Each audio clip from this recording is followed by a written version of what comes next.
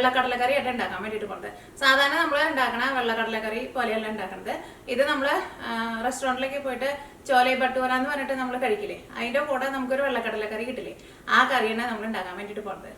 അപ്പോൾ ഭട്ടൂരയുടെ വീഡിയോ ഞാൻ ഓൾറെഡി തന്നെ അപ്ലോഡ് ചെയ്തിട്ടുണ്ട്. അപ്പോൾ നിങ്ങൾ ഇതും കൂടിയിട്ട് അതിൻ്റെ കൂടെ ട്രൈ ചെയ്യണം. രണ്ടും കൂടിയിട്ട് കഴിക്കണം. അപ്പോഴായിരിക്കും ശരിക്കുള്ള നമ്മൾ റെസ്റ്റോറൻറ്റിൽ പോയിട്ട് കഴിക്കുന്ന കറിയുടെ ടേസ്റ്റ് കിട്ടുക. പക്ഷേ ഈ കറി നമുക്ക് ഭട്ടൂരയുടെ കൂടെ മാത്രമല്ല കഴിക്കാൻ വേണ്ടിയിട്ട് വരാം, ചപ്പാത്തിയുടെ കൂടെ കഴിക്കാൻ വേണ്ടിയിട്ട് നല്ല ടേസ്റ്റ് ആയിരിക്കും. അപ്പോൾ നിങ്ങളെല്ലാവരും ട്രൈ ചെയ്ത് നോക്കാം. ട്രൈ ചെയ്ത് നോക്കിയിട്ട് ഫീഡ്ബാക്ക് പറയാൻ വേണ്ടിയിട്ട് മറക്കരുത്. അപ്പോൾ ഈ നമുക്ക് ഒട്ടും സമയം കളയാൻ തന്നെ നമ്മുടെ ചോലയെന്ന് പറഞ്ഞ കറി, വെള്ളക്കടലക്കറി നമുക്ക് റെഡിയാക്കിയിട്ട് എടുക്കാം. കറിയുടെ കളർ എങ്ങനെയെന്ന് വെച്ചിട്ടുണ്ടെങ്കിൽ നല്ലൊരു ഡാർക്ക് കളറായിരിക്കും.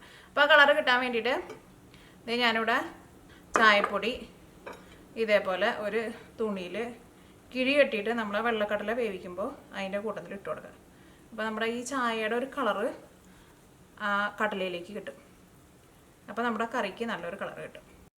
ഇനി നമുക്ക് ചോല റെഡിയാക്കാൻ വേണ്ടിയിട്ട് ഫസ്റ്റ് നമ്മുടെ വെള്ളക്കടല നമുക്ക് വേവിച്ചിട്ട് എടുക്കണം. അപ്പോൾ വെള്ളക്കടല ഞാനിവിടെ ഇതേപോലെ ഗ്ലാസ്സിൽ ഒരു ഗ്ലാസ് വെള്ളക്കടല വെള്ളത്തിലിട്ടിട്ട് കുതിർത്തി എടുത്തിട്ടുണ്ട്. വെള്ളക്കടല ഒരു 5-6 മണിക്കൂറിനുള്ള കടല നമുക്ക് നന്നായിട്ട് കുതിർന്ന് നല്ല സോഫ്റ്റ് ആയിട്ട് വരും. ഇനിയിപ്പോൾ നിങ്ങൾക്ക് കടല പെട്ടെന്ന് കുതിർത്തിട്ട് എടുക്കണമെന്ന് വെച്ചിട്ടുണ്ടെങ്കിൽ കടലയിൽ നല്ല ചൂടുള്ള വെള്ളം ഒഴിച്ച് വെച്ചാൽ മതി. ഒരു 2-3 മണിക്കൂറിനുള്ളിൽ കടല നന്നായിട്ട് കുതിർന്ന് കിട്ടും. കടല നന്നായിട്ട് കഴുകിയെടുത്തിട്ടുണ്ട്. ഇത് കറുത്ത കടല വെച്ചിട്ട് ഉണ്ടാക്കിയിട്ടുണ്ടെങ്കിൽ ആ ടേസ്റ്റ് കിട്ടില്ല കേട്ടോ. വെള്ളക്കടല വെച്ചിട്ട് തന്നെ റെഡി ആക്കിയിട്ട് എടുക്കണം. ഈ കടല വേവിച്ചിട്ട് എടുക്കുമ്പോൾ ഇതിലേക്ക് ചേർക്കാൻ വേണ്ടിയിട്ട് ഞാൻ നോക്കിയേ 2 കറുത്ത ഏലക്കായ എടുത്തിട്ടുണ്ട്. ഇത് സാധാരണ നമ്മുടെ കറികളിലും നമ്മളങ്ങനെ ചേർക്കാറില്ല, നോർത്ത് ഇന്ത്യൻസ് ചേർക്കും. ഇത് പക്ഷേ ഉണ്ടെന്ന് വെച്ചിട്ടുണ്ടെങ്കിൽ ചേർത്താൽ മതി. ഇത് ചേർത്തില്ലെങ്കിലും കുഴപ്പമൊന്നുമില്ല. ഇതിപ്പോൾ നമ്മുടെ സാധാരണ ചിക്കൻ കറിയിലേക്ക് ചേർത്തിട്ടുണ്ടെന്ന് വെച്ചിട്ടുണ്ടെങ്കിൽ നമുക്ക് അതിൻ്റെ ടേസ്റ്റ് ഇഷ്ടമുണ്ടാവില്ല. കാരണം ഇതിൻ്റെ ഒരു ടേസ്റ്റ് ഈ കറിയിലേക്ക് കുഴപ്പമുണ്ടാവില്ല. അല്ലെങ്കിൽ നമ്മൾ ചിക്കൻ കറിയിലേക്ക് ചേർത്തിട്ട് ഉണ്ടാക്കിയിട്ടുണ്ടെന്ന് വെച്ചിട്ടുണ്ടെങ്കിൽ നമ്മൾ കോഴിമരുന്നില്ലേ, കോഴിമരുന്നിൻ്റെ ഒക്കെ ഒരു ടേസ്റ്റ് വരും. ഞാൻ ഒരു പ്രാവശ്യം ഇത് വാങ്ങിച്ചിട്ട് ഒരു പ്രാവശ്യം കറിയിലിട്ടുള്ളൂ, ചിക്കൻ കറി ഉണ്ടാക്കി പെട്ടു. അപ്പോൾ ഒരു കോഴിമരുന്നിൻ്റെ ഒരു ടേസ്റ്റ്. അപ്പോൾ പിന്നെ അത് ഞാൻ ഉപയോഗിച്ചിട്ടില്ല. അപ്പോൾ ഇത് ഉണ്ടെന്ന് വെച്ചിട്ടുണ്ടെങ്കിൽ 2 ചേർക്കുക. ഈ കറി ഉണ്ടാക്കുമ്പോൾ ഇത് ചേർക്കും. അപ്പോൾ ഈ കറിക്ക് അതിൻ്റെ ടേസ്റ്റിന് കുഴപ്പമുണ്ടാവില്ല കേട്ടോ, കോഴിമരുന്നിൻ്റെ ടേസ്റ്റൊന്നും വരില്ല. പിന്നെ നോക്കിയേ 3 ഏലക്കായ എടുത്തിട്ടുണ്ട്. ഏലക്കായ ഞാൻ തൊണ്ടേപ്പാടി ഇടുന്നില്ല കേട്ടോ. ഞാൻ ഏലക്കായ ഒരു സമയത്തും തൊണ്ട് എടുക്കരുതെന്ന് പറയാം. അപ്പോൾ നമുക്ക് ഇതിൻ്റെ ഈ സീഡ്സ് മാത്രം എടുക്കാം. ഈ കറുത്ത ഏലക്കായ ഇല്ലയെന്ന് വെച്ചിട്ടുണ്ടെങ്കിലും കുഴപ്പമില്ല കേട്ടോ. ഇനി നോക്കിയേ ഒരു 4 കരിയാമ്പൂ ഈ സാധനം കേട്ടോ. ഇതൊരു 4 ചേർത്തിട്ടുണ്ട്. പിന്നെ ബേ ലീഫ്, ഇതേപോലെ നമുക്ക് ബേ ലീഫ് എന്ന് പറഞ്ഞിട്ട് കടയിൽ നിന്ന് വാങ്ങാൻ വേണ്ടിയിട്ട് കിട്ടും. ഇത് ഞാനിവിടെ ഒരു 3 എടുത്തിട്ടുണ്ട്. ഇത് എനിക്ക് തോന്നുന്നത് ഇത് നമ്മുടെ കറുകപ്പട്ടയുടെ ഇല എന്നാണ് തോന്നുന്നത്, എനിക്ക് കറക്റ്റായിട്ട് അറിയില്ല കേട്ടോ. ഇതിനെ ബേ ലീഫ് എന്ന് പറഞ്ഞിട്ടാണ് വാങ്ങുന്നത്. അപ്പോൾ ഇനിയിപ്പോൾ നിങ്ങളുടെ അടുത്ത് ഈ ബേ ലീഫും ഇല്ല, ഈ കറുത്ത ഏലക്കായ ഇല്ലയെന്ന് വെച്ചിട്ടുണ്ടെങ്കിൽ ചേർത്തില്ലെങ്കിൽ കുഴപ്പമില്ല. അത് ചേർക്കാണ്ട് ഉണ്ടാക്കിയാലും നല്ല ടേസ്റ്റ് ഉണ്ടാവും. ഇതിലേക്ക് നമ്മൾ കിഴി കെട്ടിയിട്ടേക്കണം നമ്മുടെ ചായപ്പൊടി ഇടുക. ഇനി നമ്മുടെ കടല വേവിച്ചെടുക്കാൻ വേണ്ടിയിട്ട് വെള്ളം ചേർക്കുക.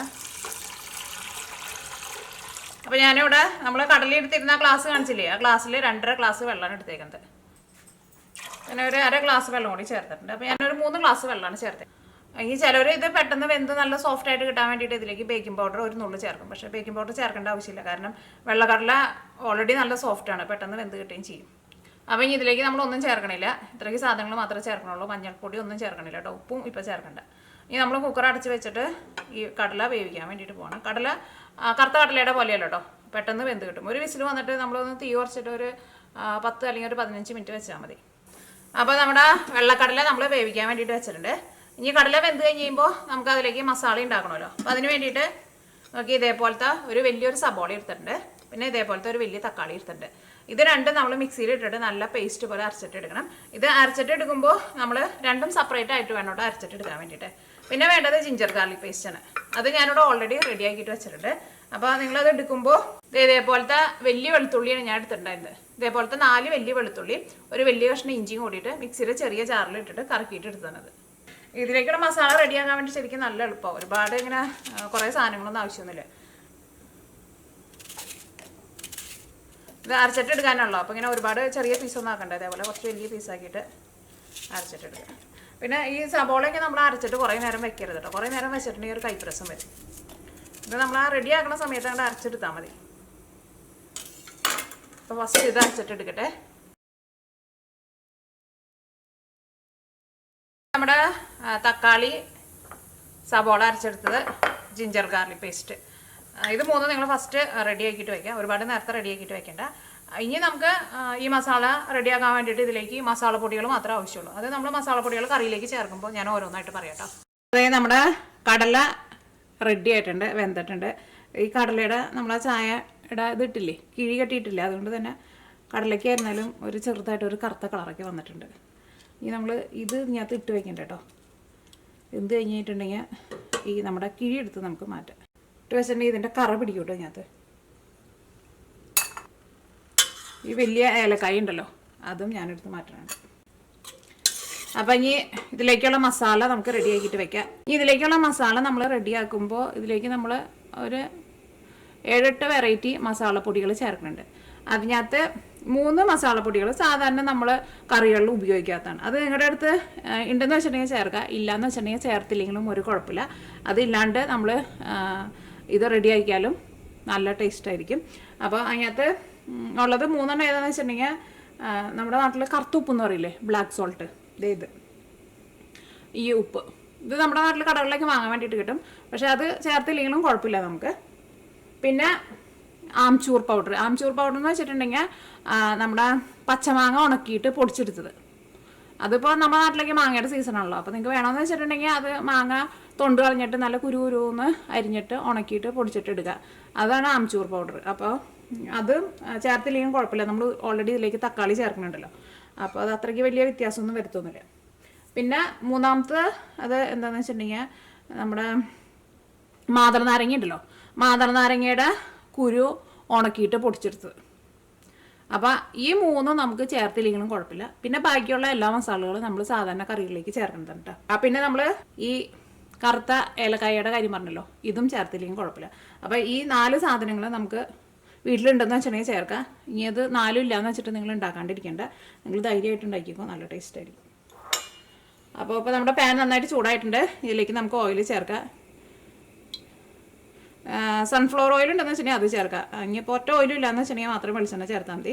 പിന്നെ ഇതിനകത്തേക്ക് നമുക്ക് കുറച്ച് ഓയിൽ നന്നായിട്ട് വേണം കേട്ടോ. കാരണം നമ്മൾ കടയിലേക്ക് പോയിട്ട് ഈ ചോലയെന്ന് പറഞ്ഞ കറി കഴിക്കുമ്പോൾ അതിൻ്റെ മുകളിൽ ഇങ്ങനെ ഓയിലിങ്ങനെ തെളിഞ്ഞ് നിൽക്കും.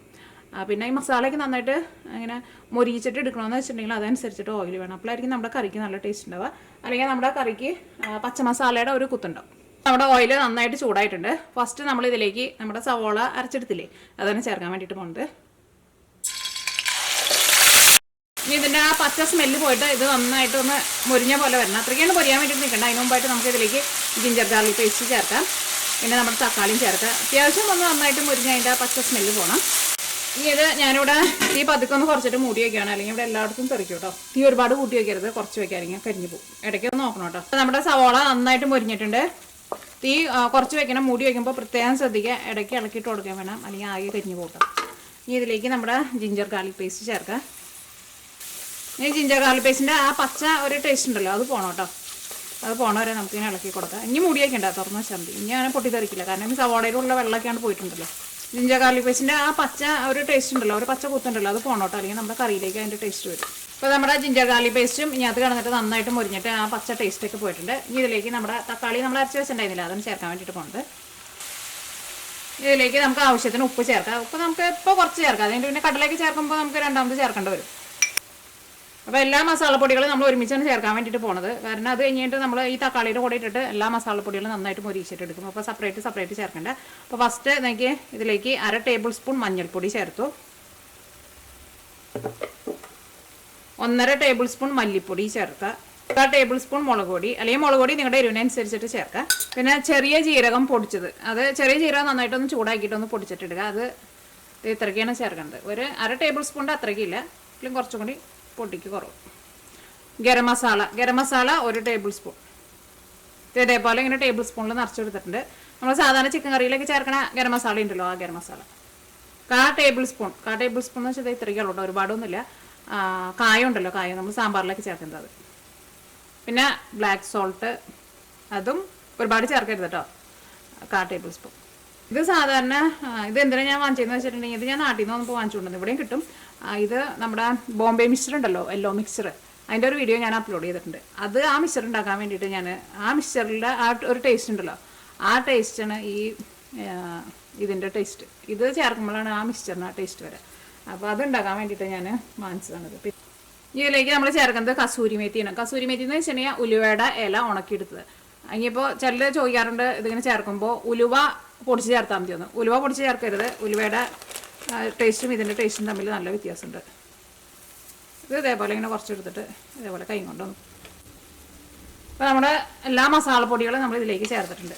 ഇത് ഇപ്പോൾ ഇതൊക്കെ ചേർക്കുന്ന സമയത്ത് തീ നന്നായിട്ട് കുറച്ച് വയ്ക്കണം കേട്ടോ. ഞാനിവിടെ ലോ ഫ്ലെയിമിലാണ് ഇട്ടിട്ടുണ്ടായിരുന്നത്.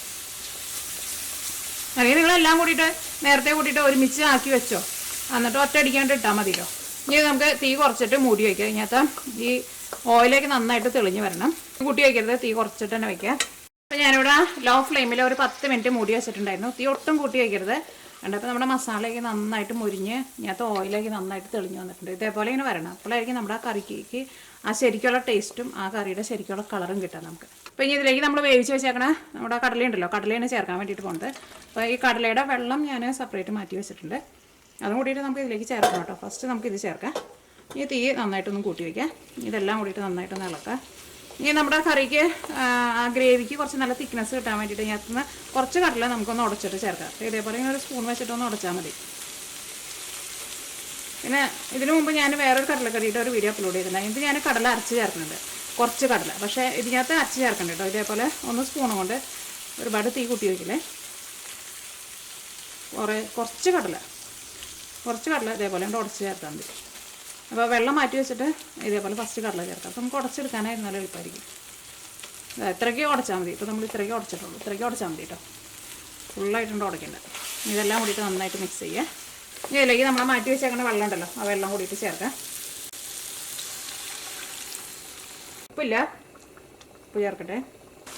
നമ്മുടെ കറി നന്നായിട്ട് തിളച്ചിട്ടുണ്ട്. നമ്മുടെ കറിയിൽ കുറച്ച് ഗ്രേവി കുറവുണ്ട്. കാരണം ഈ കറി നമുക്ക് ഇനി മൂടി വെച്ചിട്ട് കുറച്ചും കൂടി നേരം നന്നായിട്ട് മൂടി വയ്ക്കണമല്ലോ. ഞാൻ അതിലേക്ക് ഒരു 1/2 ഗ്ലാസ് വെള്ളം കൂടി ചേർക്കുന്നുണ്ട്. അപ്പോൾ നമ്മൾ ടോട്ടൽ ഇപ്പോൾ 3.5 ഗ്ലാസ് വെള്ളമായിട്ട് ചേർത്തത്. 3 ഗ്ലാസ് വെള്ളം നമ്മൾ കടല വേവിക്കാൻ വേണ്ടിയിട്ട് എടുത്തു. ചെറിയ തീയിൽ നമുക്ക് മൂടി വയ്ക്കാം. ഞാനിവിടെ ഒരു 5 മിനിറ്റ് മൂടി വെച്ചിട്ടുണ്ടായിരുന്നു. അപ്പോൾ നമ്മുടെ കറിയുടെ ഗ്രേവിക്ക് ചെറുതായിട്ടൊന്ന് തിക്കായി തുടങ്ങിയിട്ടുണ്ട്. ഓയിലൊക്കെ ഒന്ന് തെളിഞ്ഞു വന്ന് തുടങ്ങിയിട്ടുണ്ട്. ഇനി ഞാനിതിലേക്ക് ഇതേപോലത്തെ ഒരു ചെറിയ കഷ്ണം ശർക്കരയും കൂടിയിട്ട് ചേർക്കുന്നുണ്ട്. ഇനി നമുക്കൊരു 15 മിനിറ്റും കൂടിയും ഒരു ചെറിയ തീയിൽ മൂടി വയ്ക്കണം കേട്ടോ. അപ്പോൾ തീ ഒട്ടും കൂട്ടി വയ്ക്കരുത്. കാരണം അതേപോലെ ഇരുന്ന് വെന്താൽ മാത്രമേ നമ്മുടെ ഈ കടലയുടെ ഉള്ളിലേക്കൊക്കെ മസാലയൊക്കെ ശരിക്കും പിടിക്കുള്ളൂ. അപ്പോൾ നോക്കിയേ, നമ്മുടെ കറിയിലെ ഓയിലൊക്കെ കറിയുടെ മുകളിൽ നന്നായിട്ട് തെളിഞ്ഞ് വന്നിട്ടുണ്ട്. ഇതേപോലെ ഇങ്ങനെ തെളിഞ്ഞ് വരണം കേട്ടോ. അപ്പോഴായിരിക്കും നമ്മുടെ കറിയുടെ ശരിക്കുള്ള ഒരു കളറും ശരിക്കുള്ള ഒരു ടേസ്റ്റൊക്കെ കിട്ടുക. എന്നാൽ മാത്രമേ നമ്മുടെ ഈ കടലയുടെ ഉള്ളിലേക്കൊക്കെ ആയിരുന്നാലും മസാല നന്നായിട്ട് പിടിക്കുള്ളൂ. ഇപ്പോൾ ഞാനിവിടെ കടലയൊക്കെ ചേർത്ത് കഴിഞ്ഞിട്ട് പിന്നെ കറി നന്നായിട്ട് തിളച്ച് കഴിഞ്ഞിട്ട് തീ നന്നായിട്ട് കുറച്ചിട്ട് ഒരു 20 മിനിറ്റിൻ്റെ അടുത്ത് വെച്ചിട്ടുണ്ടായിരുന്നു. കാരണം ചെറിയ തീയിലിട്ടിട്ട് റെഡിയാക്കിയിട്ട് എടുക്കണം. പെട്ടെന്ന് തിരക്ക് വെച്ചിട്ട് റെഡിയാക്കിയിട്ടുണ്ടെന്ന് വെച്ചിട്ടുണ്ടെങ്കിൽ ഈ കറിയുടെ ശരിക്കുള്ള ടേസ്റ്റ് കിട്ടില്ല കേട്ടോ. ഇതേപോലെ ഇങ്ങനെ കുറുകിയ ചാറായിട്ടിരിക്കണം, ഭയങ്കര ഡ്രൈ ആക്കിയിട്ട് എടുക്കരുത്. ഈ കറി നമുക്കവിടെ നീക്കി വയ്ക്കാം. ഈ കറിയിലേക്ക് നമുക്ക് താളിച്ച് ചേർക്കാം. ഇതിലേക്ക് ആവശ്യത്തിന് ഓയിൽ ചേർക്കാം. ഇത് നന്നായിട്ട് ചൂടായി കഴിയുമ്പോൾ ഞാനിവിടെ 2 പച്ചമുളക് എടുത്തിട്ടുണ്ട്. ഇതൊന്ന് കീറിയിട്ടിടാം. പിന്നെ ഒരു 2 വലിയ വെളുത്തുള്ളി നല്ല പൊടിയായിട്ട് കട്ട് ചെയ്തിട്ട് എടുത്തിട്ടുണ്ട്. അത് ഫസ്റ്റ് നമ്മൾ ഇട്ടിട്ട് നന്നായിട്ട് മൊരിക്കും. അത് മൊരിച്ച് കഴിഞ്ഞിട്ട് നമ്മൾ ഇതിലേക്ക് പച്ചമുളക് ചേർക്കും. പിന്നെ ഒരു 1/2 ടീസ്പൂൺ ചെറിയ ജീരകം നമ്മൾ നേരത്തെ കറി ഉണ്ടാക്കിയപ്പോൾ ചേർത്തില്ലേ, അതും കൂടിയിട്ട് ചേർക്കും കേട്ടോ. അത് 3 നമ്മൾ ചേർക്കണത്. അതോട് കൂടിയിട്ട് നമ്മുടെ കറിയിലേക്ക് നമുക്ക് ചേർക്കാം. നമ്മുടെ കറിയിലേക്ക് ചേർക്കട്ടെ. ടേസ്റ്റ് നോട്ടെ. കടലയുടെ ഉള്ളിലേക്ക് നന്നായിട്ട് മസാലയൊക്കെ പിടിച്ചിട്ട് കടല നല്ല വെണ്ണ പോലെ ആയിട്ടുണ്ട്. നല്ല ടേസ്റ്റിൻ്റെ ശരിക്കും കഴിക്കാൻ വേണ്ടിയിട്ട്. ഈ കറി ഭട്ടൂരയുടെ കൂടെ മാത്രമല്ല കേട്ടോ, നമ്മുടെ ചപ്പാത്തിയുടെ കൂടെയൊക്കെ കഴിക്കാൻ വേണ്ടിയിട്ട് നല്ല ടേസ്റ്റുള്ള കറിയാണിത്. അപ്പോൾ നമ്മുടെ ഭട്ടൂര എല്ലാവരും നമ്മൾ റെഡിയാക്കിയിട്ട് എടുത്തിട്ടുണ്ട്. ഇത് നന്നായിട്ട് ചൂടാറിയിട്ടുണ്ട്. ചൂടാറി കഴിഞ്ഞാലും ഇത് ഒട്ടും താണു പോവില്ല കേട്ടോ. ഇനി നമുക്ക് കുറച്ച് നമ്മുടെ കടലക്കറി ഉണ്ടല്ലോ, ഇതിനെ ചോലയെന്നാട്ടോ പറയുന്നത് ഹിന്ദിയിൽ. ഇതും കൂട്ടിയിട്ട് നമുക്കൊന്ന് കഴിച്ചു നോക്കാം എങ്ങനെയുണ്ടെന്നോട്ടെ. കഴിച്ചോട്ടെ കേട്ടോ, രണ്ടും കൂടിയിട്ട്.